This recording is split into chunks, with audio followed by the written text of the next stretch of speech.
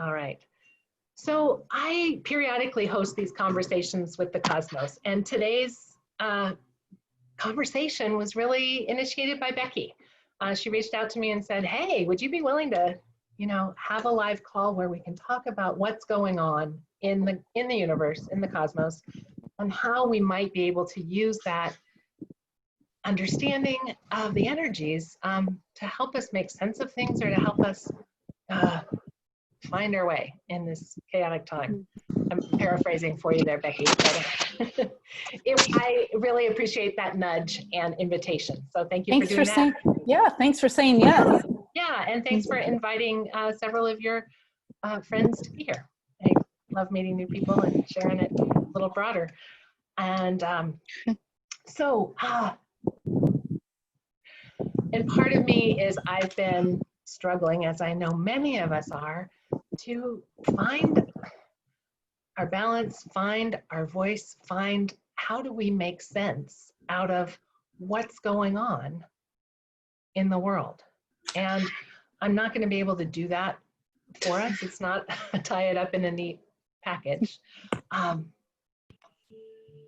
I wanted to share what is happening with the astrology, because I do find it really helpful for me to have a context, like an energetic weather report of what is the collective field of energy that we're all part of, that we're all working in. And I hold that as, a greater cosmic context, and knowing that we each are unique individuals, and we each have an internal universe that's represented by our birth charts, our astrology chart that shows where the planets were in the zodiac at the moment we were each born. And that has its own energetic imprint that we are learning and growing and living with throughout our lives. And it's in the dynamic interplay of our unique birth chart and the way the planets move around the zodiac and around our own charts that is the unique dance and invitation of the universe and life for us personally. Sometimes, so I want to let you know, many of you have worked with me, have had readings with me, or have participated in my group Astro Coaching series, or have worked with me individually for Astro Coaching one-on-one. Those are all ways to dive in deeper. And in the Astro Coaching group, we look at the current energy each week. I pull up participants' charts and we get more specific and individual. And then I also meet with each participant once during that month for a one-on-one reading and session. Tonight, I might be able to do a few example charts. We'll see how that goes. But I'm also curious, before I launch into all of the astrology, what are you curious about, or what drew you to this call tonight?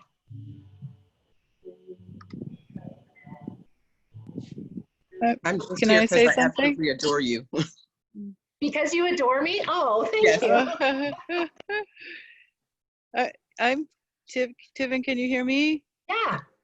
I'm just curious about the expansive Saturn full moon energy interacting with the eclipse. And I don't know what time that happened. Great. So yeah. We'll definitely be talking about the chart of the eclipse, and I'll be putting that chart up for us all to look at. But yeah, curious about what does the eclipse mean? How is that energy expansive? How can we work with that? What other questions or curiosities sparked you to show up tonight? I noticed that this week I've had a buildup of anxiety, and I was actually in town today, and it's just everything was just setting me off. And I had to, my son and I agreed, I just got to go home. Yeah. There's big energy, and more lots of so that Sorry, more Renee, than you're kind of cutting out. has in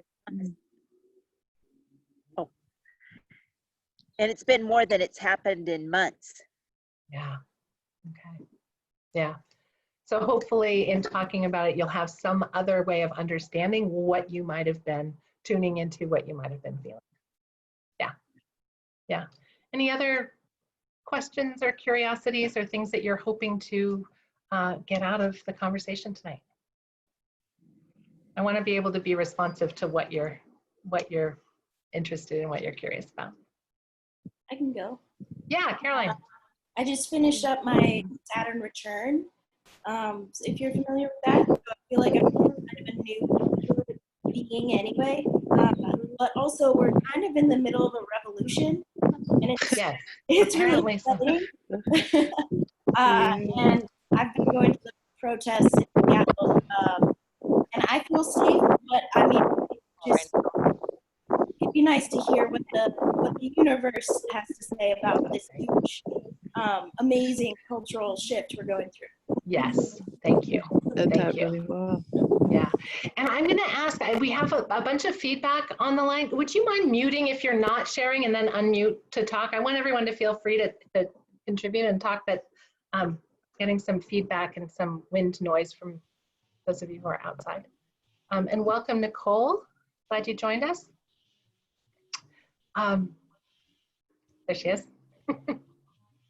Okay, yeah, a lot going on. Anyone else want to put a question or an area of interest into the space? Linda? Yeah, just like how to like work with this moon, because I hear it's different and it's an eclipse and it's very heavy. That's what I've heard out there, that it's a heavy one, and I don't really know what that means, and you know how we can work with it. Great, great. Yeah, yeah, fantastic.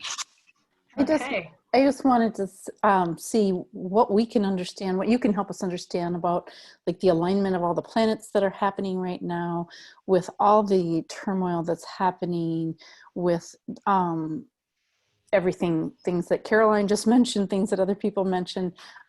It is just incomprehensible that there's so many dramatic shifts happening, and how we can work with that and utilize it to ours and society's benefit to try and help finally change the systemic racism in our country and the world, to try and deal with the situation in the US politically, and to understand like how these planets, like how can we utilize this to our benefit instead of like getting sucked into the negative energy. Okay, so sounds like I have a pretty big task on my hands. And I'm up for it. So big energies. Eclipses are potent new or full moons. Eclipses always happen, lunar eclipses at a full moon and solar eclipses at a new moon. And it's the lineup of the moon, the earth, and the sun. And the eclipse today happened at 12:12 Pacific time. This afternoon was the exact full moon. And adjust for your time zone. And the eclipse was a penumbral or partial eclipse. So eclipses happen when there's the lineup, and when there's when the full moon is near to the nodes of the moon, which is often called the destiny line. Those of you who've worked with me have heard me talk about that. If you haven't, what I suggest with astrology talks is like take in what you can. I'm going to try not to be too jargony or too detailed, but know that there's a lot that you'll hear what you need to hear. So the nodes of the moon are called the destiny line. And in the collective, we are all experiencing the nodes being on the Sagittarius and Gemini axis. So 12 signs of the zodiac in a circular pattern is the map of the zodiac, of the horoscope that we look at. And with a full moon, it's highlighting one particular axis. And this is the Gemini Sagittarius axis. The sun is currently in Gemini, along with Venus. And the sun and Venus are directly opposite the moon. They were directly opposite the moon this afternoon in Sagittarius. So it's helpful to understand the energies of that axis. It's often called the axis of learning and understanding. The Gemini energy holds the active mind, the inquisitive mind, curiosity, the sign of the twins. So it has to do with being able to see two or more points of view, to understand that there are multiple perspectives to every idea, every topic, every conversation. And having the sun moving through Gemini, it happens every year between about May 20th to June 20th. And every year that Gemini energy is activated in all of us, and it's activated in each of our own birth charts in a different place. And so we all have our own unique response to the sun moving through Gemini. But the sun represents our conscious awareness. Like, where is that spotlight of consciousness in the zodiac? And so it's currently in Gemini. And the node of the moon, the north node, is our collective growth, our collective evolution is to move more into the Gemini energy. And we get 1.5 years to explore this evolutionary point. And it's really asking us all to move from the Sagittarian energy, which is big picture understanding, worldview, our beliefs and our faith and our understanding of how the world works, the meaning that we assign to it. Sagittarius is ruled by the planet Jupiter. So it's an expansive sign. It's a generally optimistic sign, but it can get really attached to the belief system, to the faith, to this is the way the world is.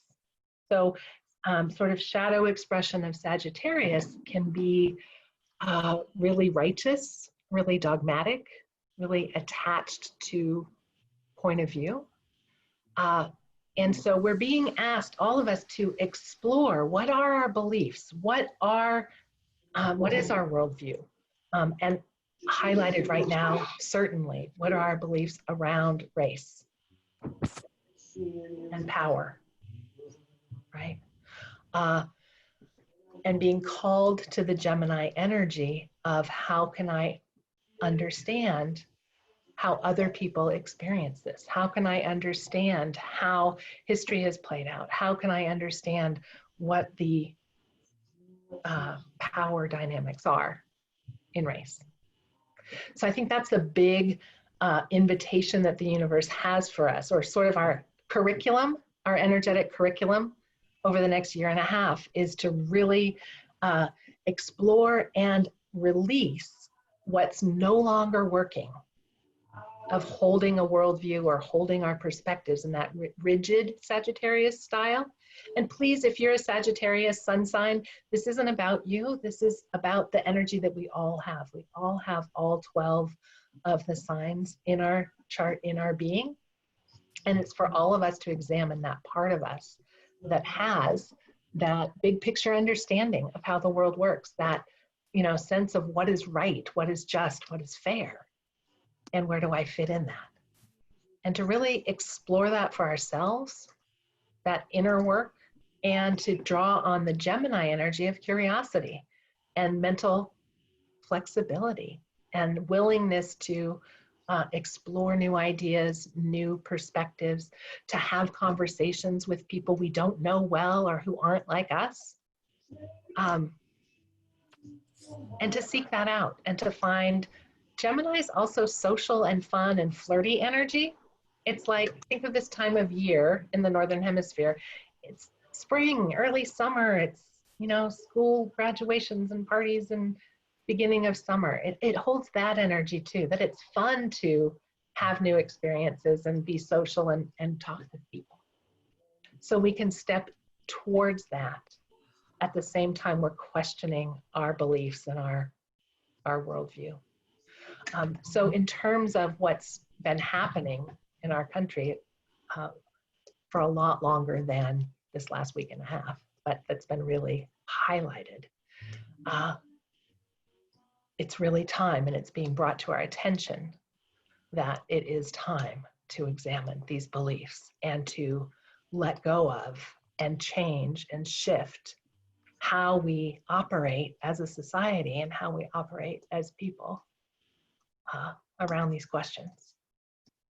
And I think that it's both a personal inward journey of inquiry of what do I believe, how do I operate, what's been my worldview that I just unconsciously operate from, and how can I be more curious, how can I be willing to open my mind and my heart to new perspectives and new ideas.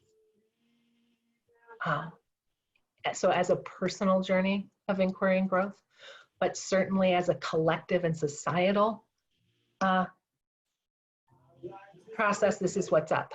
We need to examine these things, and we need to get uncomfortable and deep and dig into it. And that astrology, so we've got the full moon is really highlighting it. The sun is our conscious awareness, and the moon is our emotional awareness, our intuitive and emotional energy. And so at the full moon every month, it's like the universe is inviting us to have a new emotional awareness around that energy of where's the sun? What's my emotional response to that from the polarity energy?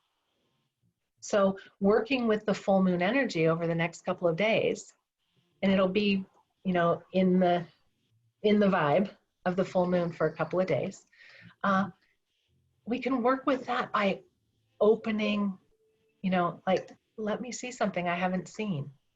Let me see how I've been emotionally responding to all of this from my thought patterns, from my beliefs, from things that I just take for granted. What even are those ideas and beliefs? This full moon, so it's an eclipse, which makes it stronger. It is also in a pattern called a T-square, and this is like a right triangle. So my hands are here at a right angle. My fingertips are the sun and the moon, and they're directly opposite one another in Gemini, the sun, Sagittarius, the moon. And at the right angle of this big right triangle are the planets Mars and Neptune. And Mars and Neptune are about to meet up in the sign of Pisces. And this Pisces energy is the collective energy. It's the collective consciousness energy. It's a water sign, and it's the last sign of the zodiac. And I know several of you on the call are Pisces. Wave, you Pisces friends. Yay. Oh, there's another one. Okay. The Pisces energy is the emotional realm and the energetic realm, the spiritual. And Neptune is a ruling planet of Pisces. And Neptune's slow moving. It's one of the collective energies that's so much a part of this time. Neptune is a planet that holds our intuition, our spirituality, our connection to the energetic and the unseen. So it's our ability to imagine and dream and vision and hold ideals. And it's really strong in the sign of Pisces because it's home sign. So we've had this influence of Neptune in Pisces for a long while. And I think it can be correlated in the collective with spirituality and energy work and readings and even astrology being more accessible to people. There's an emphasis of this energy in the collective. The planet Mars is close to Earth, right? And it's considered one of the personal planets. So we have the sun and the moon are the lights in the sky. And then Mercury, Venus, and Mars are called the personal planets. They're the ones close into the sun and the Earth in orbit. So they move through the zodiac quickly, or more quickly than Neptune, Pluto, and Uranus. So Mars is the planet that holds the outward expression of energy. It holds our motivation, our instinct, our desire to act, but also our assertion and our anger and our rage. Mars in mythology was the god of war. And so we've got this war planet, or this outer expressive, assertive, take action planet in the sign of the collective, meeting up with Neptune, sign of energy and intuitive, and what are the ideals for the collective for all of us. And so I see this as activating. I think this is a piece of the collective, like why now? Why revolution now? This Mars energy is hitting the collective, and it's hitting the ideals of the collective. And that identity of who are we as a nation and what's right is being activated. And it's being activated at this full moon because that 90-degree pattern in the chart activates both our awareness and our emotions.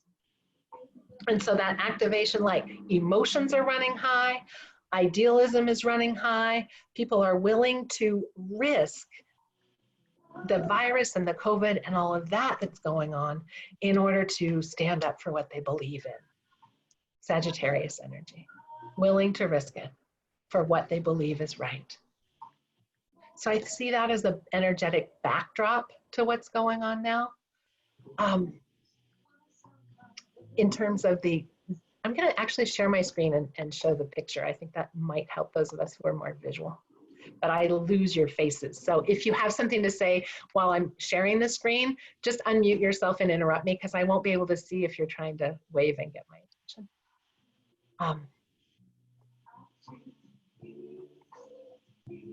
So here's the chart of the full moon. And I've set it up on the natural zodiac, which puts Aries here in the first house and around to Pisces in the 12th. And I know some of you are familiar with this because you've worked with me. Others may be familiar because you study astrology. If you're not, don't worry about it. Just take in what you can. But here's the big right triangle I was talking about. Venus and the sun across from the moon, and both of them to right angles with Mars and Neptune in Pisces. So that's a big part of this energy. The other part, I mentioned that the sun and Venus are together. The sun and Venus just had a meeting where Venus was exactly aligned with the sun on Thursday, and Venus is currently retrograde. Retrograde planets turn our attention inward for us to reflect and revisit and review the energy of that planet. And Venus is the planet that holds our values, what we're attracted to, what's important to us, what matters. And Venus in the sign of Gemini turns our attention of value to, what ideas are valuable, what relationships are valuable, what learning is important. Venus retrograde is that time to look back on what has been important. I shared in the group a while when Venus first went retrograde. I was noticing some of the things in social media where people were doing, nostalgic posts about favorite books or favorite albums. And that was, to me, that was a sign of the energy showing up in our society. Like, oh, people are reflecting on what did they enjoy about reading or about lyrics or about music that spoke to them. It's very Gemini theme, and sharing that collectively. So the Venus with the sun, our awareness of what's most important, is also really activated right now. Emotionally, with the moon in Sagittarius, where we're feeling, what does it feel like to be connected to what matters to us, what we believe in, and what we see as possible. Sagittarius is also that sort of future idealism of, where are we going with these beliefs? What are we wanting to make happen and have impact? And I know several of you are coaches or leadership development folks, and that, that impact question is on our minds all the time. And so you can use the energy of this full moon to tap into your emotional connection, to your desire for impact, for your desire to share your beliefs and your worldview, and to Sagittarius is also about seeking the learning and the bigger understanding. Has to do with traveling outside of our day-to-day, of gathering information about other cultures and other places and other people, other religions. So it's really an expansive worldview, the Sagittarian energy. So how are you feeling about that? I'm seeing something in the chat, sorry. Caroline has to run. Okay, cool. Well, you can watch the rest of the recording. Thanks, Caroline. So that tapping into where's my emotional connection to what I'm believing and what I'm gathering from the bigger world. Okay. There's been a lot of talk and a lot written and a lot shared, a lot of resources about, how can we learn more about racism in our country? How can we learn to be anti-racist? What does that even mean? How can we question our assumptions and our beliefs and how we've been conditioned and brought up in our families and schools and our life experience, and how can we examine that? All really important. Other collective energies. So the astrology is really, it's a mix and a blend. And we can talk about each planet and its energy in the signs and how they're talking to each other. And it's all this big, layered, multidimensional thing. So I do suggest that you think of the planets as partners and allies. These are universal energies, but they're also within us. So how can I draw on my moon nature, my ability to tune into how am I feeling, what's this bringing up in me emotionally, and how can I work with that as it's in Sagittarius, as it's connecting me to feel into what do I believe and what do I know about the world on a bigger scale. Other really intense energy that we've had going on for a long time that's led us into the difficulties of this whole year and even longer are these planets here in the sign of Capricorn and Aquarius. So we have the planet Pluto that's been in Capricorn since 2008. And Pluto is the planet of deep transformation and change and empowerment. Pluto was the god of the underworld. And so it holds the energy of death and rebirth, or death, destruction, and then regeneration. And Pluto and Saturn, the planet of focus and boundaries and constricted, like hard, here's the hard work. We're going to focus and do it, says Saturn. You're going to, Caroline, I'm sorry, she's jumped off, but she just mentioned that she's just had her Saturn return. Saturn takes 28 to 29 years to go around the zodiac. And a Saturn return happens when we're in our late 20s, maybe even 30, depending exactly on the return. But that it's back to where it was when she was born. That's a Saturn return. And that's a time, Saturn holds the energy of maturity and authority. And that first Saturn return is the questions of like, wow, am I an adult yet? Am I where I thought I would be as an adult? Have I found the work that I feel I'm supposed to do? Have I found a partner? Have I created a family if I want to have a family? All those sort of adult milestones really come into our focus around the time of our first Saturn return. I know many of us on this call are in or approaching our second Saturn return in our late 50s and 60s. And that second Saturn return says, great, we've been adults for a good chunk of time now, almost 30 years. Where's the meaning in my life? Is the work I'm doing, is how I'm showing up, in the authority positions in my life, is that meaningful to me? And if not, what changes do I need to make? In the collective, Saturn shows where we need to do the hard focus work, where we really need to step up and be, personally responsible and mature about things. And Saturn's currently in the very beginning of Aquarius, and it's retrograde. Aquarius is the collective, the societal fabric. How are we all interconnected? How are we all unique and individual? And also, how are we a group? And so Saturn's energy is restrictive. constricting it, hard focus. Saturn can often be felt as like the really hard ass energy in the zodiac that says there are boundaries here.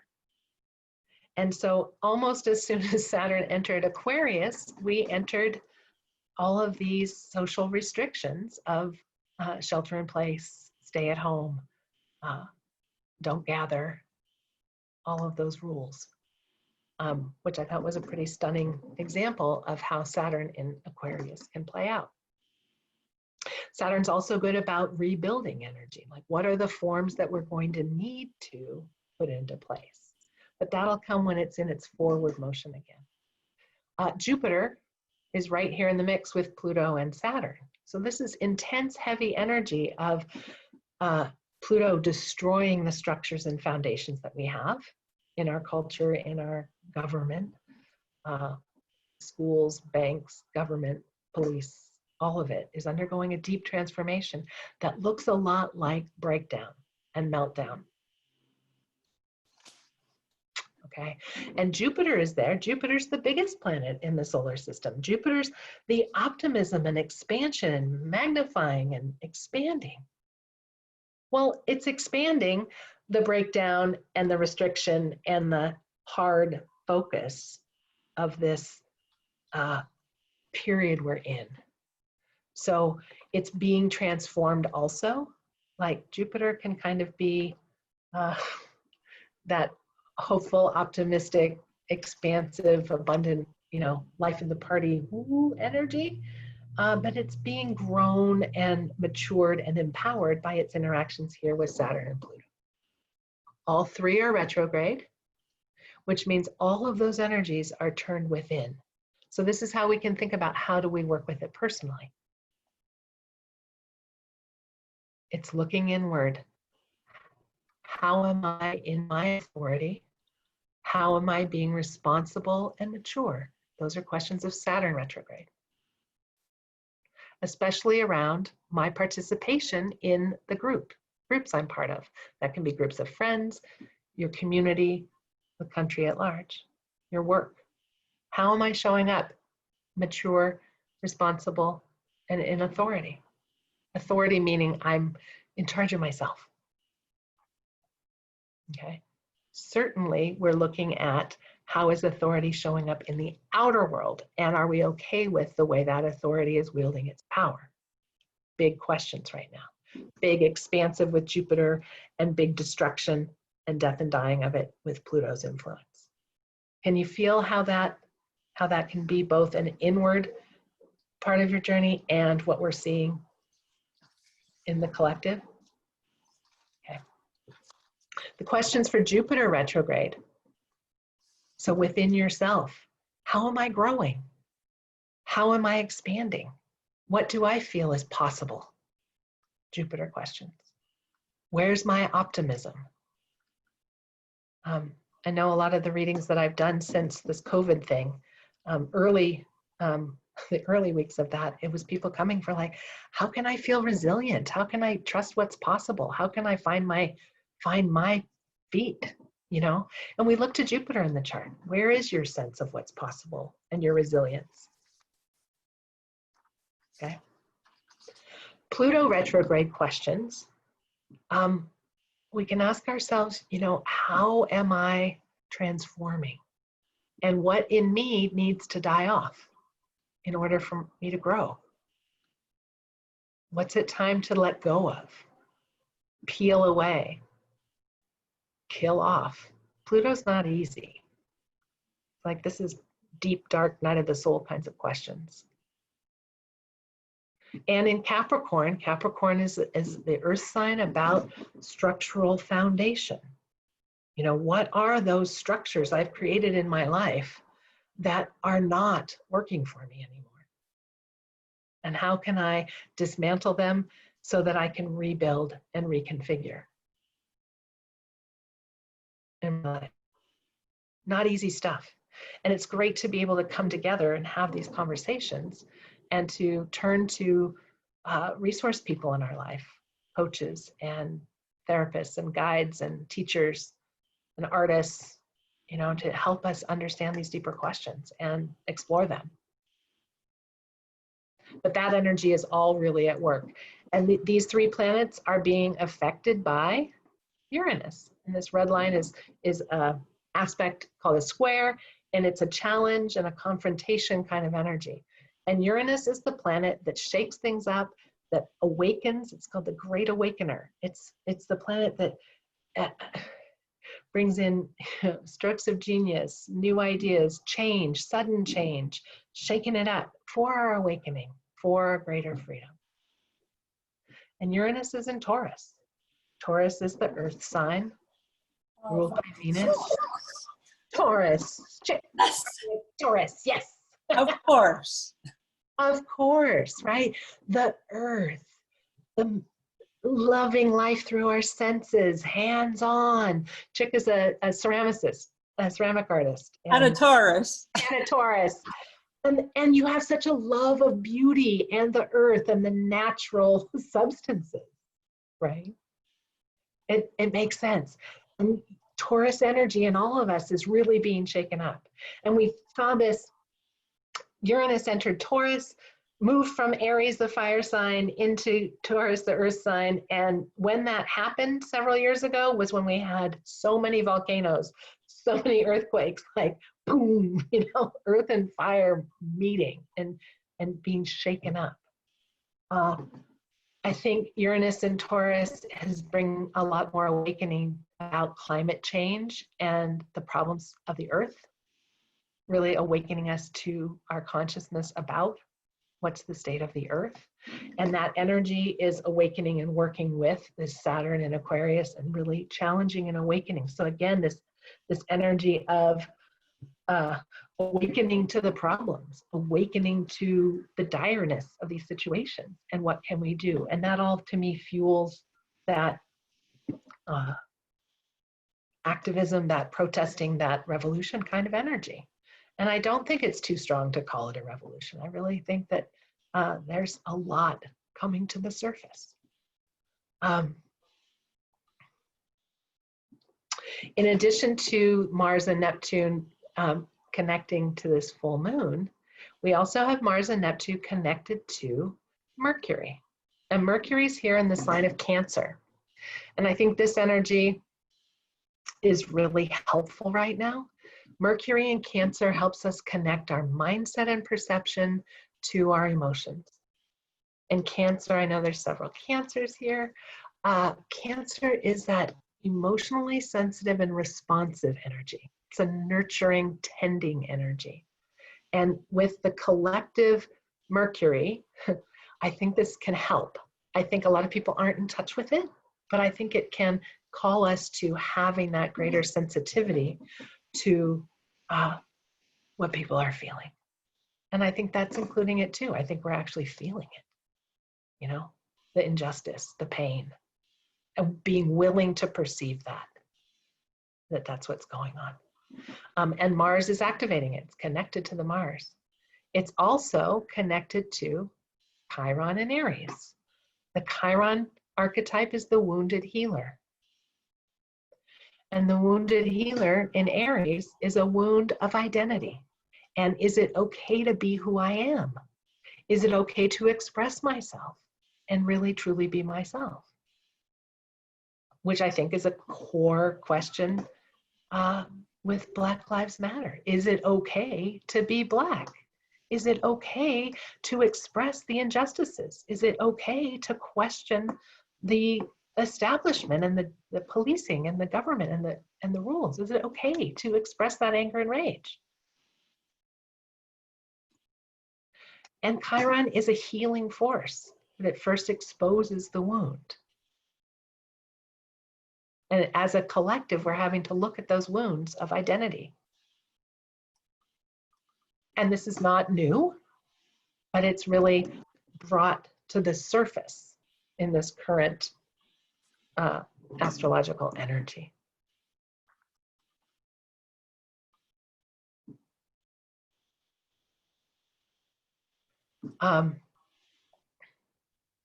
With this strong pattern at the full moon, and with this is the symbol for the nodal axis that I was talking about. This is the south node here in Sagittarius, which is how do we look at our ways of being that no longer work and let go of that? How do we question our beliefs and our mindsets and let go of what isn't healthy and working? And how do we move toward the Gemini curiosity and flexibility and adapting our communication and our mindset?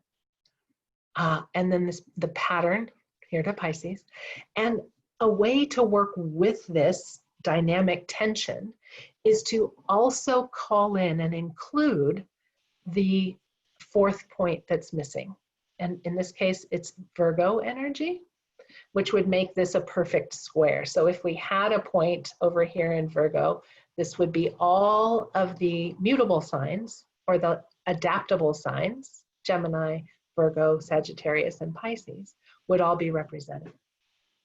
And so when I'm saying we can work with Virgo energy, we need some of that Virgo attention to detail, discernment, what's important to say and do. It's an earth sign, so it is what's the action we're going to take, but using that critical thinking and the discernment. We can see in all of the big emotion and dramatic outbursts and outcries and doing how much people are craving knowing what can we do, you know. And so many of the conversations I've had this week, what can I do? How can I work with this? How can I show up? What's my part? We all have a different part. All have a different part. So apparently my part was talking nonstop for 45 minutes. I want to stop sharing the screen and I want to open up conversation. What's coming up for you in all of that information? What part are you feeling strongly? What's the response or what's there?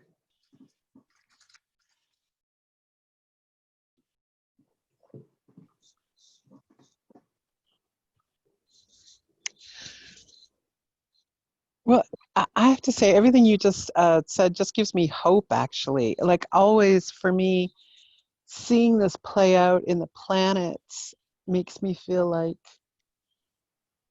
there's some like grander design to all of this, you know, and that we're like doing exactly what we should be doing, you know. Mm-hmm.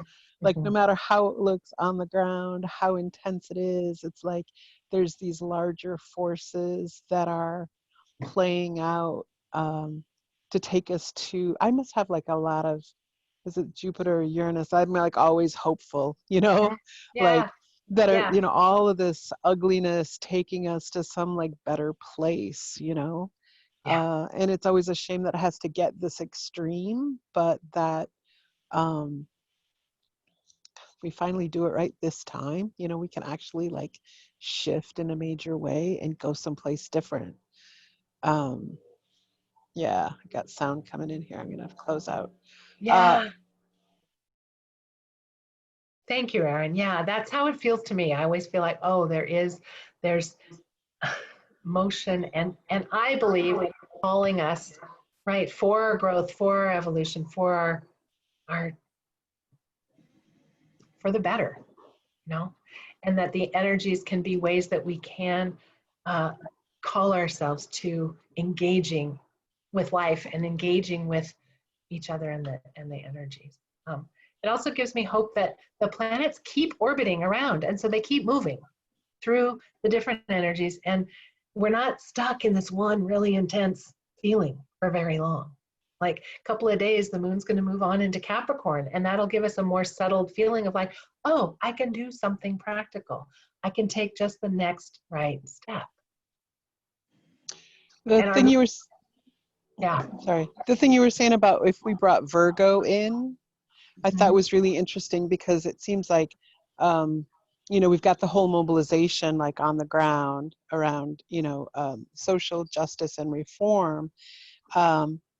And then like, how do we organize that into tangible steps, into policy change, into, you know, whatever, defunding police departments, that could, but like, that's the Virgo energy of like, let's get into the nitty gritty of how we mobilize all of this big energy and focus into something that really does shift us. So I thought that was an interesting piece. Yeah, and I think that's a great way to see that Virgo energy in action. I think in the personal work, it is about drawing in our own critical thinking and our own discernment. What sources are we taking in? Are we getting all of our news through our Facebook feed, or are we digging deeper? What's true? What's, part of that Neptune and Pisces is part of the fake news thing. It's like there's dreamy illusion about it. So how can we draw in the specific details in our own critical thinking with the Virgo energy? Yeah, but you're right. What can we do? And what's, practical right action to Virgo's intention is to have a healthy, integral system that's functional and efficient and whole. But by looking at the nitty gritty is a great expression for Virgo, the specific details. Tiffin, what came up for me is that you never change until the pain of remaining the same is greater than the pain of changing. And it's that idea that we're not going to change until it becomes painful. And it's painful to watch, and it's painful to hear about, and it's painful to feel. But if it's just a little bit of pain, as soon as it's over, we go right back to what's comfortable. Even if it wasn't working, it's at least what feels comfortable. So we've got to swing so far out. And COVID has made it so that it's never going to be exactly the way it was. There's always going to be, changes that are going into place. You go into stores and stores look different, and people aren't flying on planes. So getting used to the idea that normal wasn't all that great, because it's comfortable and we go, yeah, this is all we know. But when you take away everything that I know, I am free to now say, what would I really do? How do I really want it to be? Not this is what I do because this is what I do. So that it's going to be painful, but it is exciting. Right. And we've been several months now out of our normal routines, most of us, out of, or working from home or not working at all, or, so many things different that you're right. It's like, okay, we're shook up and we can pay attention. And it's painful. It's really painful. I also feel like COVID-19 has given us all the time to actually access our feelings, right? Yes. That whole cancer piece of it, right? Yes. Which I am, yay, right? Me too. Like, we've had the time and literally staring at our walls, right, in isolation. Right. And all of that stuff that has kept us so busy, right, that we don't have to look at the pain of the world that we've created.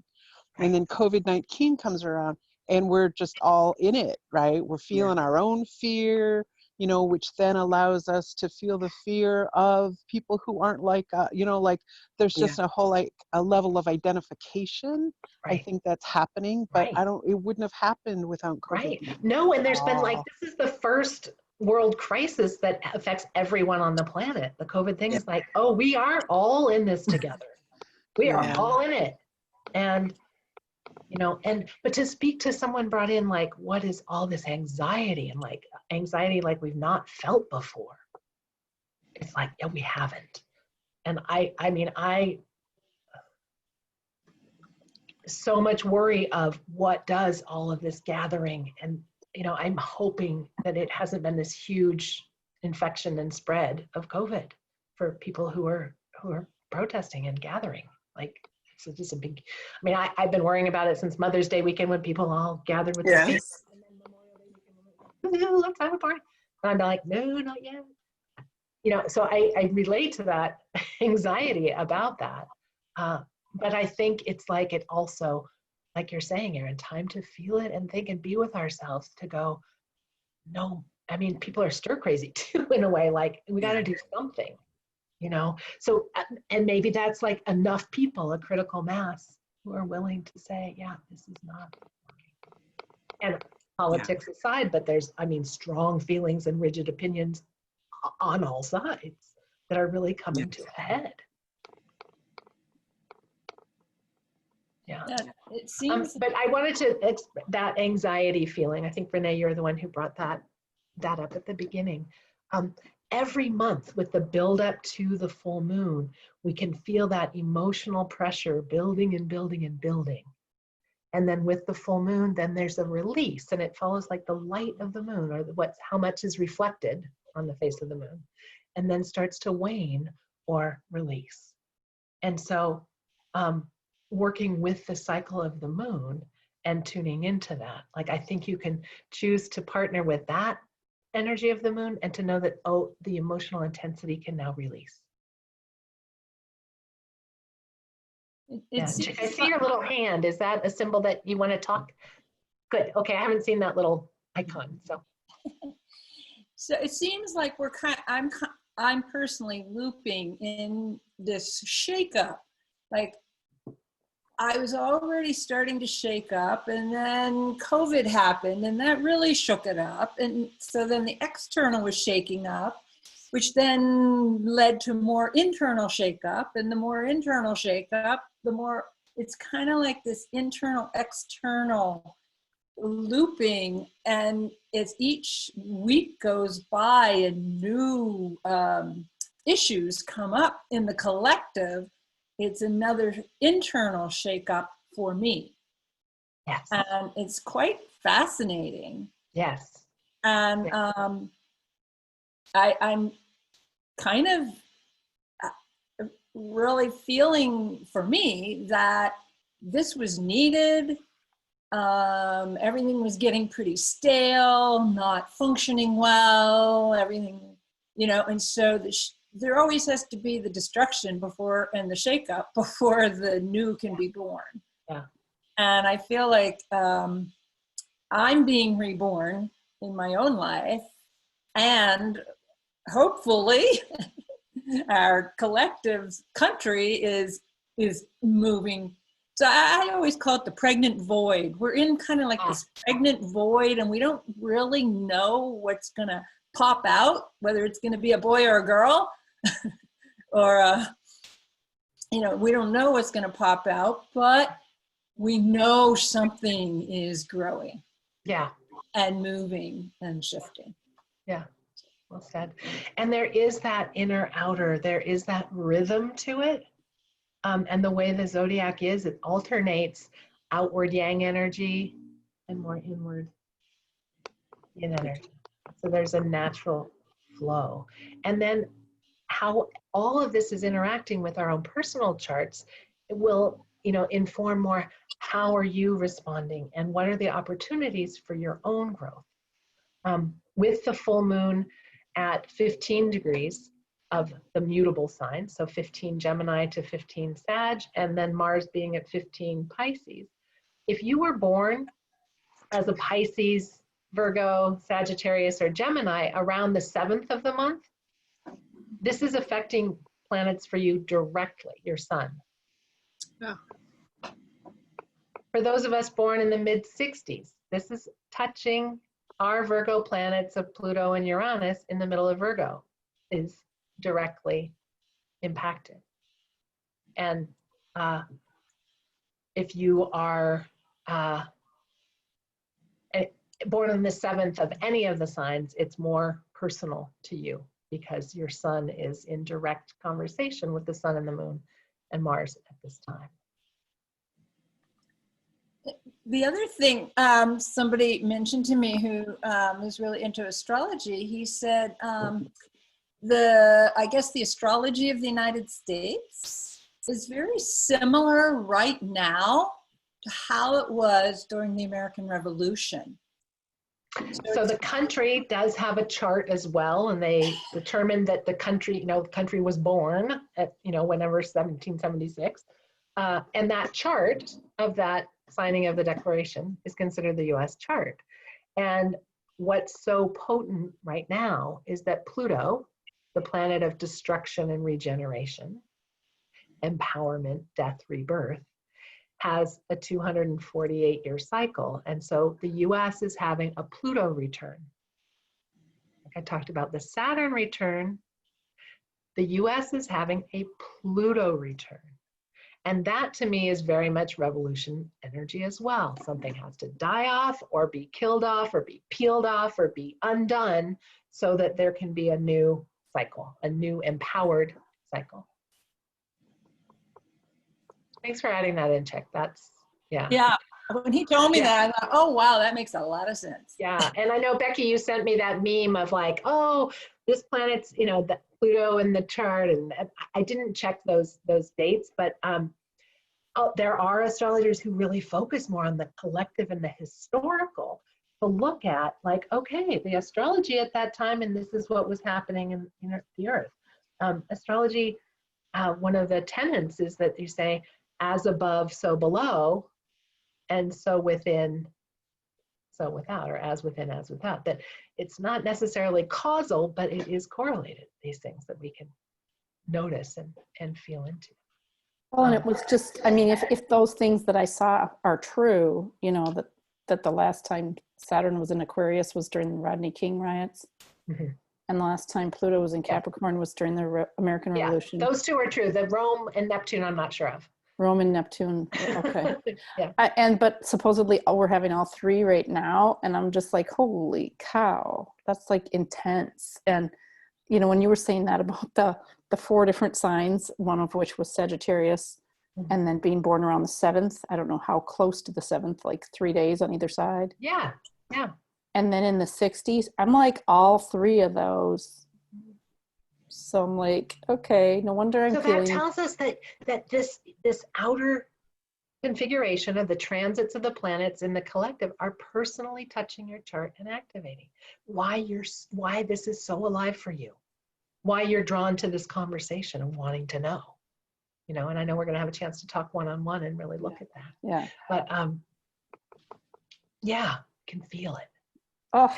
And it's why partly this whole Pluto-Saturn meetup happened exactly in January, and it will happen again in the retrograde.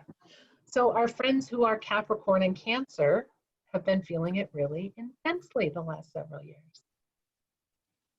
And our Libra and Aries friends have also been feeling it challenging. And so then we've got the eclipse in Cancer.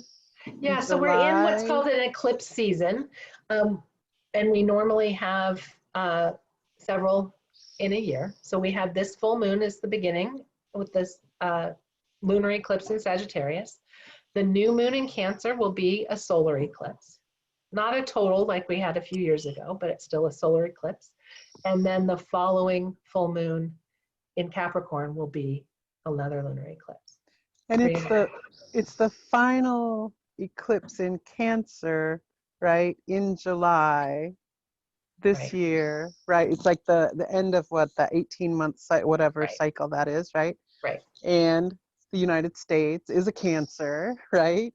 So it's supposed to be what, like a culmination of a bunch of, like on the personal level, right? Like a bunch of personal work that we've done over the last 18, that right? cycle of the Cancer Capricorn axis. This is what we've had the last year and a half, and it just shifted into Gemini and Sagittarius. So it kind of closes that. And it's interesting that the new moon in Cancer is right at the very beginning of Cancer. And that's the called the world axis. So the 0 degrees of the cardinal signs of Aries and Cancer, Libra and Capricorn is considered that axis. And so really potent for new beginnings as well. And speaking of this upcoming Cancer new moon, the sun moving into Cancer, I'll be starting another astro coaching group. We meet 4 weeks in a row, Zoom calls, half an hour weekly. What's going on with the astrology? How can you work with the Cancer energy during that month and the lunar cycle? I'll be starting that in a couple of weeks. And also we have a Mercury retrograde in Cancer. So we are, I know everyone's like, okay, what else can we do? Okay, Mercury retrograde again. But I think this is really going to be a positive energy of reflecting on Mercury through Cancer. You know, really being with it internally. How are we feeling and thinking about things? We're in what's called the lead up shadow period of Mercury retrograde now. Mercury will go retrograde on the 17th. And I'm going to be doing a webinar for Mercury retrograde. I know several of you here are new to me. Invite you to join my mailing list and the Facebook group where I share more frequently. Would love to have you either of those places. However you found this is where you'll probably find that information. But my website is tiffindillon.com and the Facebook group is Your Stellar Life. But it's been a really, I think, wonderful exploration to have the group Astro Coaching. Started it with Aries. So we've had an Aries group, a Taurus group, and we're doing a Gemini group right now. And for me, I know it's been a really rich exploration to have this conversation with people and how are you feeling the energy? How am I? How is it working? And finding ways to work with it, align with it. And that's the value I see in it, is knowing ourselves deeply. How are we made up? What are our unique energy patterns and challenges and talents and gifts? And how are we responding to this collective astrology that we're all experiencing? And how can we align ourselves to work with it instead of resisting it? Or to anticipate, oh yeah, there's still really heavy, intense energy the rest of the year. How can I align myself so that I'm working with that intentionally and consciously so that it doesn't just feel like a big tidal wave crashing over me? Because I Being believe proactive rather than reactive. Yeah. At choice, free will. Astrology can, guide us in the energy and give us, clues and maps and blueprints and everything. But we still have our free will and choice. And how are we being proactive? How are we acting with it? Yeah. I see we're a little bit over the hour. Anything you'd like to say to wrap this up? I would appreciate it if you're not on my list and you want to be. Would you put your name and email in the chat for me, and I'll add you. That could be simple, if you'd like. But anything you'd like to say or share to wrap us up tonight? Just thank you for your insights. You're welcome. Thanks for showing up. It This helps. is a great turnout. I'm really happy we did it. Happy you wanted to spend Friday evening. It helps knowing that there's a lot going on in the planets and in the stars, and it's not just, I've said this to you before, it's not just chaos. Right. And so when we understand what's happening with the energies, we can hang on and get through it in a better way.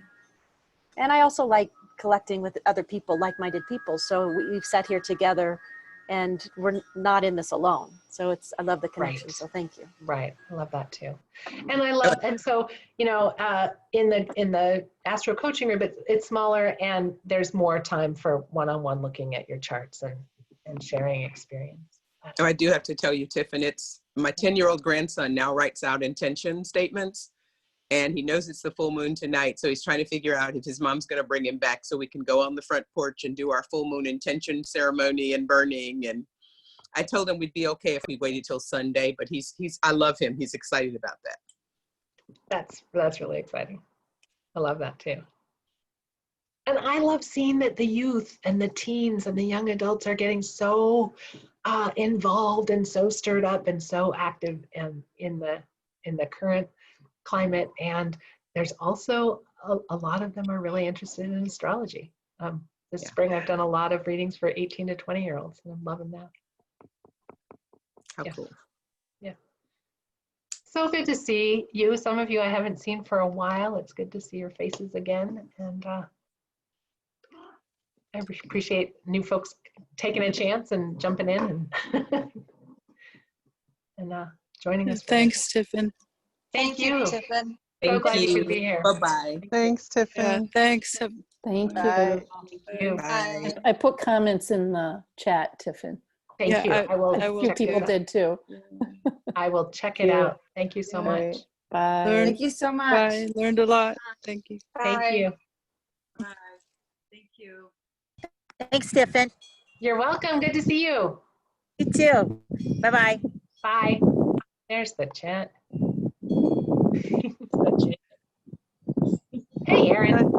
Nice Are you hanging? turnout. Yeah, Yeah. I'm psyched. That's great. Well done. Thank you.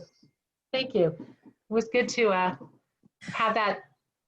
I was glad Becky asked. I mean, I do these conversation things from time to time, but I hadn't had it on my radar to do it because I've been kind of overwhelmed with all this energy myself, Mhm.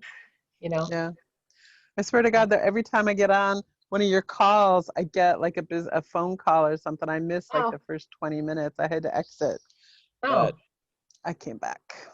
So I'm going to be sharing the recording. So yeah. Oh. Oh, are you still recording? You are. yeah. Oh, I will crop it. Okay. Thank I will you. stop it now and then I'll crop it for our.